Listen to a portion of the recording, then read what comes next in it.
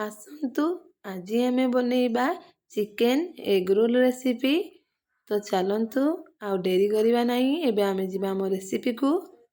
ତ ଏଠି ଦେଖନ୍ତୁ ମୁଁ ଗୋଟେ ବାଉଲରେ 2 କପ୍ ମଇଦା ନେଇଯାଉଛି ଏବଂ ସେଥିରେ ସ୍ୱାଦ ଅନୁସାରେ ଅଳ୍ପ ଲୁଣ, ଅଳ୍ପ କିଛି ଚିନି। ଏବେ ଆମେ ତାକୁ ଗୋଳାଇ ନେବା ଏବଂ ସେଥିରେ ଆମେ ଅଳ୍ପ ଅଳ୍ପ କରି ଆମେ ତାକୁ ଅଟା ଯେମିତି ଚକଟନ୍ତି ସେଇଭଳି ଆମେ ମଇଦାକୁ ଚକଟି ନେବା। ଏଠି ଦେଖନ୍ତୁ ଆମେ ତାକୁ ଭଲ ଭାବରେ ଚକଟି ନେବା। ଦେଖନ୍ତୁ ଏଠି ଆମେ ଭଲ ଭାବରେ ମଇଦାକୁ ଚକଟି ନେବା। ଏମିତି ଏବେ ଆମେ ତାକୁ ଚକଟି ସାରିବା ପରେ ତାକୁ କିଛି ସମୟ ଘୋଡ଼ାଇକି ରଖିନେବା। ଦେଖନ୍ତୁ ଏବେ ଆମେ ଗୋଟେ କଡ଼େଇରେ ଅଳ୍ପ କିଛି ତେଲ ପକାଇବା, ସେଥିରେ ରସୁଣ ଅଳ୍ପ, ପିଆଜ ଅଳ୍ପ କିଛି ପକାଇବା ଏବଂ ତାକୁ ଏଇଭଳି ଆମେ ଭାଜି ନେବା। ତାପରେ ଏବେ ଆମେ ସେଥିରେ ଅଳ୍ପ କିଛି ଗାଜର ପକାଇବା ଏବଂ କିଛି ବନ୍ଧାକୋବି ପକାଇବା। ଏବେ ଆମେ ତାକୁ ଏମିତି କିଛି ସମୟ ଭାଜି ନେବା। ଆମେ ତାକୁ ଅଳ୍ପ କିଛି ସମୟ ଭାଜିବା ପରେ ସେଥିରେ ଆମେ କ୍ୟାପ୍ସିକମ୍ କିଛି ପକାଇବା।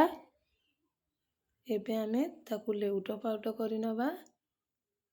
ଏବେ ଆମେ ସେଥିରେ ସ୍ୱାଦ ଅନୁସାରେ ଅଳ୍ପ କିଛି ଲୁଣ, କିଛି ମ୍ୟାଗି ମସଲା, ଅଳ୍ପ କିଛି ଲଙ୍କା ଗୁଣ୍ଡ, ଅଳ୍ପ କିଛି ହଳଦୀ ଗୁଣ୍ଡ ପକାଇ ତାକୁ ଆମେ ଭଲ ଭାବରେ ଲେଉଟ ପାଉଟ କରିନେବା। କିଛି ସମୟ ସିଝିବା ପାଇଁ ଛାଡ଼ି ନେବା।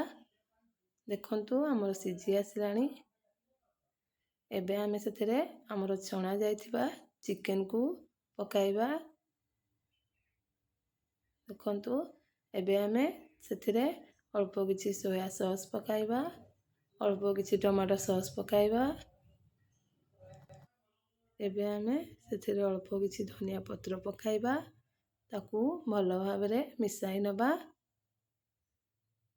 ଏଇଭଳି ଭଲ ଭାବରେ ତାକୁ ଏବେ ଆମେ ଭାଜି ନେବା। ଦେଖନ୍ତୁ ଏଠି ଆମର ପ୍ରସ୍ତୁତ ହୋଇଗଲା ଆମର ଏଠି ଷ୍ଟଫିଂ। ଏବେ ଆମେ ଅଟା ଚକଟିକି ରଖିଥିଲେ ଘୋଡ଼ାଇକି, ଏବେ ଆମେ ତାକୁ ବେଲି ନେବା। ଏବେ ଆମେ ତାକୁ ପ୍ରଥମେ ଛୋଟ ଛୋଟ ଗୁଳା କରି ନେବା।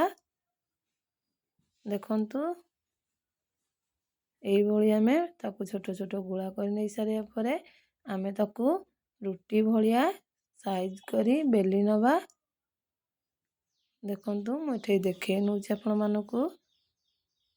ଏଠି ଦେଖନ୍ତୁ ଆମର ବହୁତ ଭଲ ଭାବରେ ରୁଟି ଭଳିଆ ସାଇଜ ହେଇଯାଇଛି। ଏବେ ଆମେ ତାକୁ ତାୱାରେ ପକାଇ ତାକୁ ଆମେ ଭଲ ଭାବରେ ସେକି ନେବା। ଦେଖନ୍ତୁ ତାକୁ ଆମେ 70% ସେକିବା। ଏବେ ଆମେ ତା ଉପରେ ଅଳ୍ପ କିଛି ତେଲ ପକାଇ ନେବା ଏବଂ ତାକୁ ଲେଉଟେଇ ନେବା। ଏବେ ପୁଣି ଆମେ ଟିକେ ତାକୁ ତେଲ ପକାଇ ନେବା ଏବଂ ଏଇଭଳି ତାକୁ ଲେଉଟ ପାଉଟ କରି ନେବା। ଦେଖନ୍ତୁ ଏବେ ଆମେ ଏଇଭଳି ସେ ଗୋଟେ ଗୋଟେ ପରେ ସବୁ ସେକି ନେବା। ଦେଖନ୍ତୁ ଏଇଭଳି ଭାବେ ସବୁ ସେକି ନେଇଛି ମୁଁ ଏଠି। ଏବେ ଆମେ ସେଥିରେ ପୁଣି ଥରେ ତେଲ ପକାଇବା। ଏବେ ଆମେ ପୁଣି ଥରେ ଆଉ ଗୋଟେ ପକାଇ ନେବା ସେକିବା ପାଇଁକା।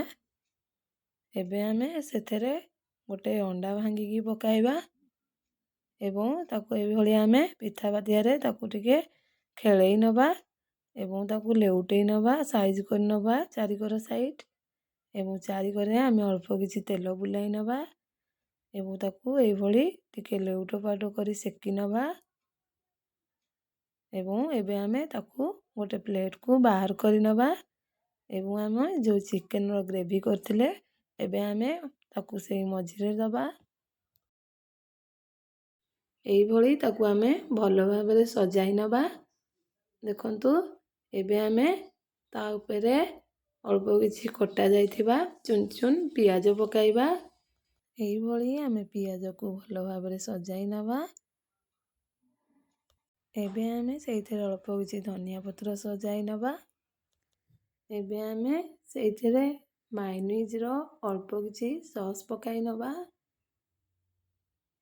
ଏବେ ଆମେ ତାକୁ ଆସ୍ତେ ଆସ୍ତେ ଚାପିକି ଦେଖନ୍ତୁ ଆମେ ଆସ୍ତେ ଆସ୍ତେ ଚାପିକି ତାକୁ ଭଲ ଭାବରେ ରୋଲ୍ କରି ନେବା। এইଭଳି ରୋଲ୍ କରିସାରିବା ପରେ ଆମେ এইଭଳି ଗୋଟେ ପେପର୍ ନେବା ଏବଂ ତାକୁ ଆମେ ମୁଜି ଦେବା ଭଲ ଭାବରେ। ଏଠି ଆମର ଦେଖନ୍ତୁ ଏଠି ଆମର ଚିକେନ୍ ଏଗ୍ ରୋଲ୍ ଭଲ ଭାବରେ ପ୍ରସ୍ତୁତ ହୋଇଗଲା। ଭିଡ଼ିଓଟିକୁ ଦେଖିବା ପାଇଁ ଧନ୍ୟବାଦ ଏବଂ ଲାଇକ୍, ସେୟାର, ସବସ୍କ୍ରାଇବ୍ କରିବାକୁ ଭୁଲନ୍ତୁ ନାହିଁ।